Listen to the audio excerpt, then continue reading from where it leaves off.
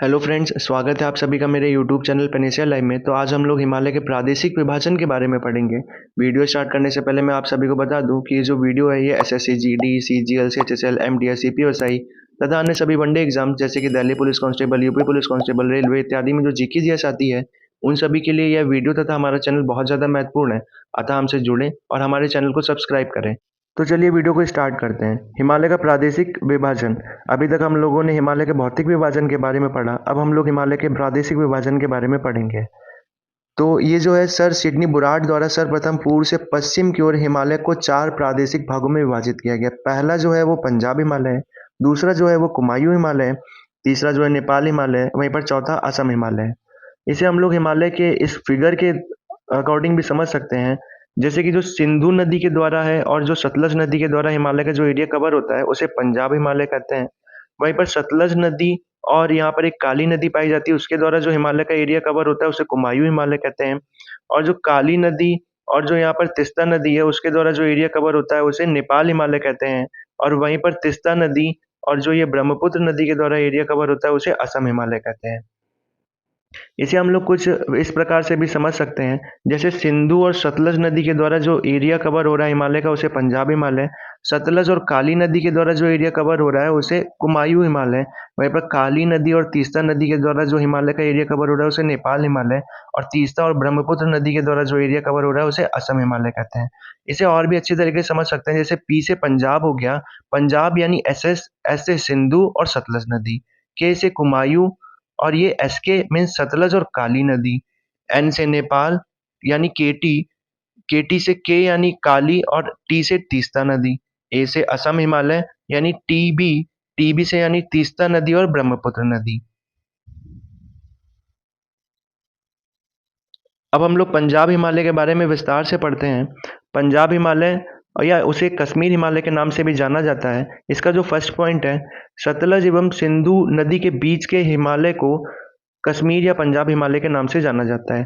अब ये आपको यहाँ से जो है ये याद रखना है, इसकी जो लंबाई है वो 560 किलोमीटर है या लंबाई में फैला हुआ है।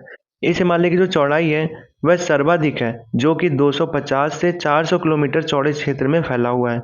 नेक्स्ट पॉइंट है, बाल्टोरो और सियाचिन हिमानियाँ इसी प्रदेश में स्थित हैं। मीठे पानी की महत्वपूर्ण झीलें जैसे डल और वूलर झील तथा खारे पानी की झीलें जैसे पांगोंग त्सो और त्सो मोरारी झीलें भी इसी क्षेत्र में पाई जाती हैं। नेक्स्ट पॉइंट है इसका, यह कश्मीर व हिमाचल प्रदेश के राज्यों में फैला हुआ है। ये आपको बहुत ज़्यादा याद रखने वाले क्वेश्चंस हैं। इसके अंतर्गत जौस्कर, लद्दाख, काराकोरम, पीर पंजाल, धौलाधर श्रेणी सम्मिलित है। शिमला धौलाधर श्रेणी में भी स्थित है। नेक्स्ट पॉइंट है, कश्मीर हिमालय करेवा झीली निक्षेपों के लिए भी प्रसिद्ध है, जहाँ जाफरान की खेती होती है। नेक्स्ट हमारा जो हिमालय है उसका नाम है कुमायूं हिमालय। यह जो हिमालय है सतलज तथा काली नदी के बीच के हिमालय के पार्ट को हम लोग कुमायूं हिमालय बोलते हैं। यह 320 किलोमीटर लंबा एरिया कवर करता है। यह उत्तराखंड राज्य में मतलब सबसे ज़्यादा फैला हुआ है। नेक्स्ट पॉइंट, इसके पश्चिम भाग को गढ़वाल हिमालय और पूर्वी भाग को कुमायूं हिमालय के नाम से जाना जाता है। कुमायूं हिमालय पंजाब हिमालय की अपेक्षा अधिक ऊंचा है, ये आपको याद रखना है। नेक्स्ट पॉइंट है, गंगा और यमुना नदियों का उद्गम स्थान क्रमशः गंगोत्री तथा यमुनोत्री यहीं स्थित है। इसी क्षेत्र में नैनीताल, उत्तराखंड के निकट नैनीताल, भूमिताल तथा सातताल झीलें स्थित हैं। नेक्स्ट पॉइंट, बद्रीनाथ, केदारनाथ, त्रिशूल, माना, गंगोत्री, नंदा देवी, कामेत आदि यहाँ की प्रमुख चोटियां हैं। एक बार फिर से, बद्रीनाथ ये क्वेश्चन में पूछा जाता है कि कौन से हिमालय में स्थित है, तो कुमायूं हिमालय में। इसी तरीके से केदारनाथ, त्रिशूल, माना, गंगोत्री, नंदा देवी, कामेत, ये आपको बहुत ज़्यादा याद रखने की ज़रूरत है। इसकी जो सबसे ऊंची चोटी है नंदा देवी 7,817 मीटर पर है। माना तथा नीति दर्रा भी इसी क्षेत्र में स्थित है।